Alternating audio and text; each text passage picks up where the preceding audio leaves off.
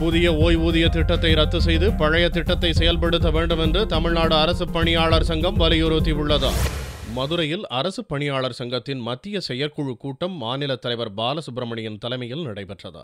கூட்டத்தில் மாநில மற்றும் மாவட்ட நிர்வாகிகள் பலர் கலந்து கொண்டனர். கூட்டத்தில் நிறைவேற்றப்பட்ட தீர்மானங்கள் குறித்து செய்தியாளர்களிடம் பேசிய பாலசுப்ரமணியன், காலியாக உள்ள பணியிடங்கள் அனைத்தும் உடனடியாக நிரப்பப்பட வேண்டும் என்றும் ஊதிய குழுவில் உள்ள முரண்பாடுகளை நீக்க வேண்டும் என்றும் கோரிக்கை விடுத்தார். தற்போது காலியாக உள்ள பணியிடங்கள் அனைத்தையும் நிரப்பிட வேண்டும், ஊதிய குழு முரண்பாடுகளை போக்கிட வேண்டும், நிரந்தர ஊதிய விகிதம் இல்லாத பணியாளர்களினுடைய பிரச்சனைகளை தீர்க்க வேண்டும், புதிய ஓய்வூதிய திட்டத்தை ரத்து செய்துவிட்டு ஏற்கனவே இருந்து வரும் ஓய்வூதிய திட்டத்தையே தொடர்ந்து நடைமுறைப்படுத்திட வேண்டும், மிக குறைந்த ஊதியம் பெற்று வரும் ரேஷன் பணியாளர்கள், டாஸ்மாக் பணியாளர்களுடைய பிரச்சனைகளுக்கு தீர்வு காண வேண்டும், கூட்டுறவு வீட்டு வசதி சங்க பணியாளர்களுடைய பிரச்சனைகளுக்கு தீர்வு காண வேண்டும்.